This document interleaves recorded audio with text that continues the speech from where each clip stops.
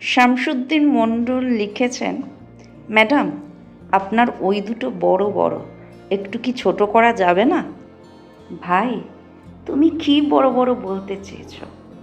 আমার স্বপ্নগুলো? হ্যাঁ, আমি বড় স্বপ্ন দেখি, আমার চিন্তা ভাবনাগুলো বড় বড়।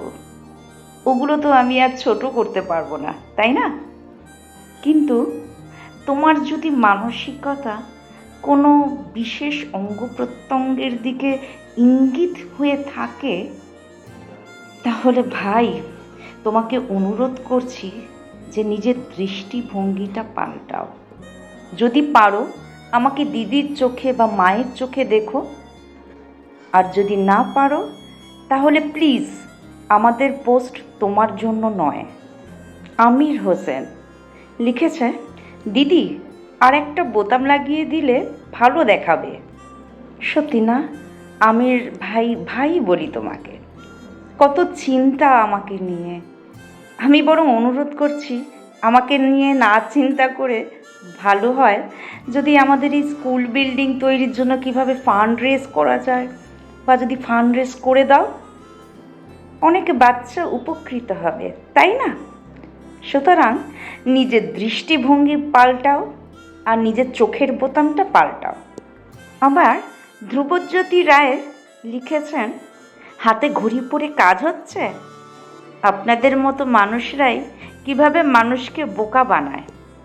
আচ্ছা ধ্রুবজ্যোতি ভাই, আমি হাতে ঘড়ি পরে কিভাবে মানুষকে বোকা বানালাম একটু যদি বিস্তারিতভাবে বলেন। আমি মানুষের কাছে আবেদন করেছি অরণ্য সোসাইটিকে সাহায্য করার জন্য।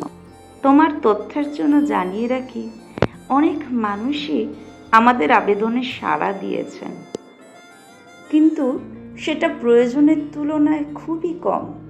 তাই তোমাকে জানিয়ে রাখি, আমার অর্থনৈতিক অবদান এই স্কুলের পিছনে সব থেকে বেশি। যদি তুমি প্রমাণ চাও এবং জানতে চাও, সেক্ষেত্রে আমি তোমাকে অনুরোধ করব আমাদের অফিসে এসে প্রমাণ নিয়ে যেও। আমি মানুষের কাছে আবেদন জানাই যে এই কাজে পাশে দাঁড়াতে। আমি মানুষকে সুযোগ দিতে চাই যে এরকম একটা যুগান্তকারী ঐতিহাসিক কাজের সঙ্গে যুক্ত হতে। তো বোকা বানানোর এখানে কোনো প্রশ্নই নেই। ইনফ্যাক্ট আমার তো মনে হচ্ছে তুমি এরকম মন্তব্য করে তুমি নিজেকেই বোকা প্রমাণিত করলে। আরেকটা কথা, আমি নিজে কর্পোরেট জায়গায় যুক্ত। আমি আরেকবার বলি যে আমি উত্তরাধিকার সূত্রে আমি বাবার অনেক সম্পত্তি পেয়েছি। আমার হাজব্যান্ডও ভালোই রোজগার করেন। বেশ কয়েকটা এডুকেশনাল অ্যাপ আমার সঙ্গে চুক্তিবদ্ধ। বিদেশি বেশ কয়েকটা চ্যানেলে আমার উপর ডকুমেন্টারি করছে। সুতরাং একটা ঘড়ি কেনার ক্ষমতা এবং একটা গাড়ি কেনার ক্ষমতা নিশ্চয়ই আমার আছে, কি বলেন, তাই না? তো যাই হোক, আমি বরং একটা পাল্টা প্রশ্ন করি আপনাদের। তো আপনাদের মধ্যে কজনের একটা স্কুল বিল্ডিং নির্মাণের সুযোগ হয়েছে? স্কুল বিল্ডিং তৈরির জন্য ইট বয়ে নিয়ে যাওয়া বা সিমেন্ট গোলার সৌভাগ্য হয়েছে? হ্যাঁ, এরকম সৌভাগ্য অবশ্য আপনাদের অনেকেরই হয়েছে, যারা নিজেদের বাড়ি নিজের হাতে তৈরি করেছে। কিন্তু একটি অবৈতনিক ইংলিশ মিডিয়াম স্কুল নিজের হাতে তৈরি করার সৌভাগ্য কার কার হয়েছে? যদি সত্যি কারোর হয়ে থাকে, প্লিজ আমাকে একটু জানান। আমি অবশ্যই তার সঙ্গে দেখা করতে চাই। কিভাবে উনি অসম্ভবকে সম্ভব করেছেন সেটা আমি জানতে চাই। তাই আমি কি করলাম আর কি পড়লাম সেই কচকচানিতে না গিয়ে চলুন বরং সবাই মিলে এই স্কুল বিল্ডিং নির্মাণের কাজে হাত লাগাই।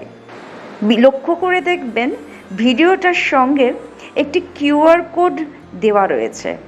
সেটি আপনারা স্ক্যান করলে আপনারা যে কোনো পেমেন্ট মোড, যে কোনো অ্যাপ থেকে যে কোনো অ্যামাউন্ট ডোনেট করতে পারবেন। এই টাকা সরাসরি অরণ্যজ সোসাইটির স্কুল নির্মাণের তহবিলে যাবে। এই টাকায় আমার কোনো অধিকার নেই। এটা আপনাদের জিনিস, আপনাদের স্কুল, আপনারাই গড়ে তুলবেন এবং আদি অনন্তকাল এটা আপনাদেরই থাকবে। তো ভালো থাকবেন, সাধ্যমতো সহযোগিতা করবেন।